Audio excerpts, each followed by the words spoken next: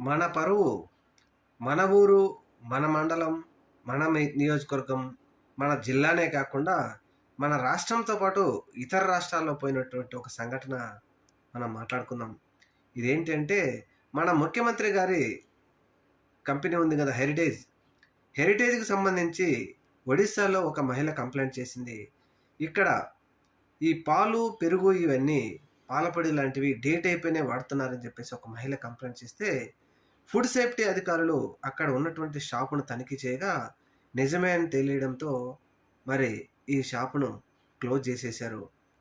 అయ్యో! ముఖ్యంగా చిన్న పిల్లలకు ఇచ్చేటువంటి పాల పొడి, పాలల్లో, పెరుగులలో ఈ విధంగా కల్తీ చేసి పొరుగు రాష్ట్రాల్లో అమ్ముతున్నారంటే, ఈ రాష్ట్రంలో అధికారంలో ఉన్న ఈ రాష్ట్రంలో మరి హెరిటేజ్ పాలు, హెరిటేజ్ పెరుగు ఎంత క్వాలిటీగా వస్తున్నాయో అర్థం చేసుకోండి. మన పరువు ఆంధ్ర రాష్ట్రంలోనే కాకుండా ఒడిస్సా రాష్ట్రంలో పోయింది.